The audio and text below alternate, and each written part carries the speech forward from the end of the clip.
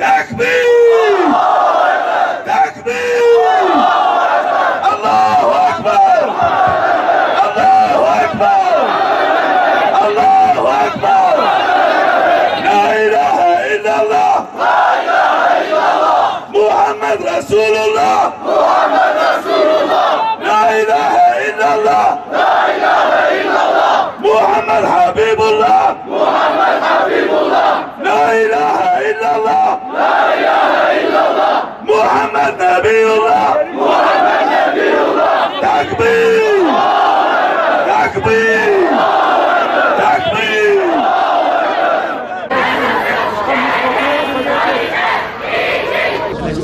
Emniyeti araştıralım.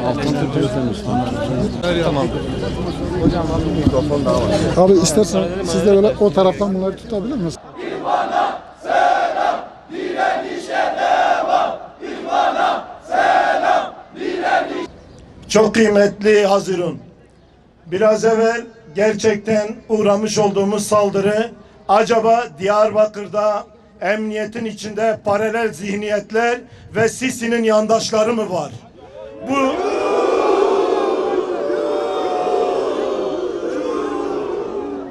Bu kitle bugüne kadar muhafazakar yapısını hep korudu. Hiçbir zaman bir karıncayı bile incitmedi.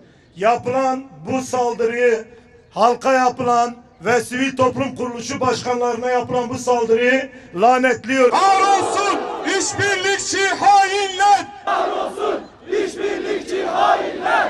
Kahrolsun işbirlikçi hainler! Kıymetli sivil toplum kuruluşu temsilcileri ve basın mensupları. Bugün burada toplanmamızın sebebi katil Sisi başta olmak üzere onunla birlikte hareket eden tüm zalimleri ve müstekbir güçleri lanetlemek için buradayız. Darbeci juntanın sözde mahkemelerinin kararlarını protesto etmek için toplanmış bulunmaktayız. Mursi'nin şahsında İslam'a ve onun yüce değerlerine sahip çıkan, ümmet bilincini taşıyan tüm muvahhid ve mazluman Müslüman kardeşlerimizin yanında olduğumuzu göstermek için burada toplanmışız. Yeryüzünde küfre karşı direnip Allah'ın istediği bir yeryüzü düzeni inşa etmek için muvahhid Müslümanlar olarak peygamberler ve sahabeler diyarından adil şahitler olarak zalimleri, zulmünü lanetlemek ve Müslüman kardeşlerimizin haklı davalarını sahiplenmek için buradayız. İleri devirme iradesiyle zalimlerin tahtını ağır aşağı eden ve meydanları özgürlük, adalet ve meşruiyet çağrıları ile meydanları tekbir sesleriyle inleten İslami hareketler Tunus, Libya, Mısır, Yemen ve Suriye'de istekleri zalimlerin iktidarlarını sarstı. Halkların kendi iradesini ellerine alma çabaları bu nedenle zalimlerce bir cezalandırmaya, bedel ödetme kampanyasına dönüştürüldü. Tarih boyunca biz bu zalimlerin yaptıklarından bigane değiliz. Daha önceleri ataları Firavunların, Nemrutların ve tiranların işledikleri cinayetler birebir ile ne kadar çok örtüşmektedirler. Darbenin hukuku budur. Sokaklarda, canlı yayınlarda yüzlerce insanı katleden, slogan atanların üstüne kurşun yağdıran, cezaevi aracında onlarca insanı boğan, kardeşlerimizi o vahşi işkencelerle şehit eden zalimlerin hukuku ancak ataları gibi olur.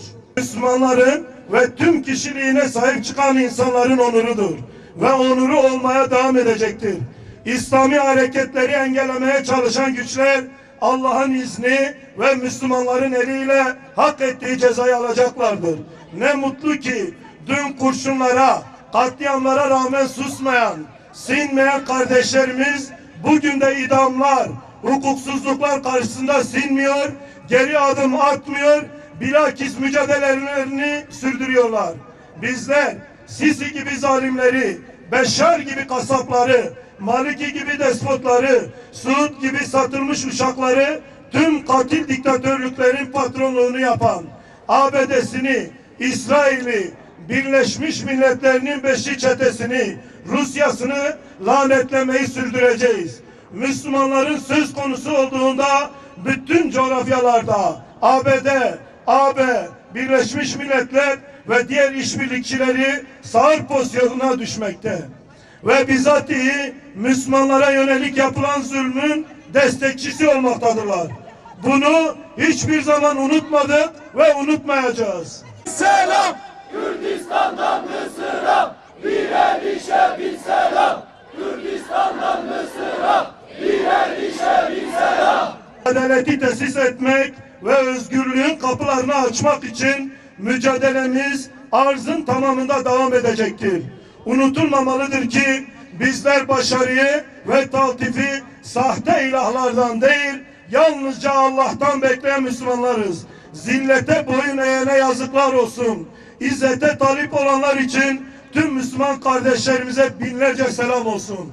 Üzülme, gevşeme, Allah bizimle. Üzülme, gevşeme, Allah bizimle.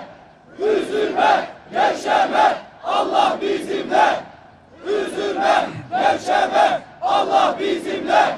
Bu vesileyle ihvana karşı gerçekleştirilen bu haksız, hukuksuz ve alçakça saldırıları, bir komediden farksız olan idam kararlarını, juntanın baskı ve despotizmini şiddetle kınıyor ve lanetliyoruz. Mısır halkını ve Müslüman Kardeşler Teşkilatı'nı haklı davalarında sonuna kadar destekliyoruz.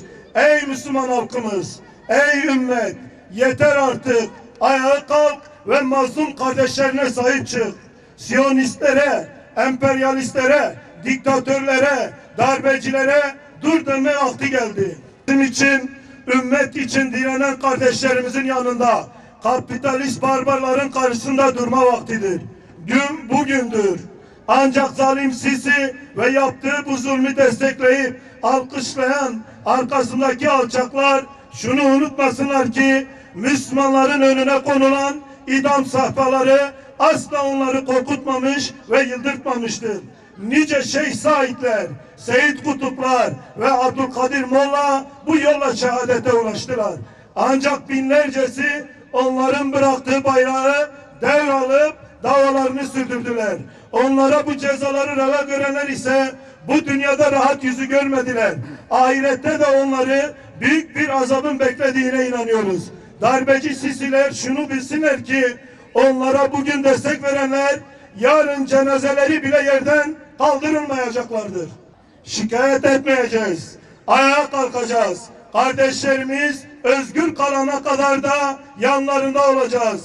Diyarbakırlı Müslümanlar olarak Mısır, Gazze, Suriye, Irak, Arakan, Bangladeş, Doğu Türkistan başta olmak üzere emperyalizm tarafından sömürülen ne kadar ülke varsa özgür kalıncaya kadar mücadele edeceğiz.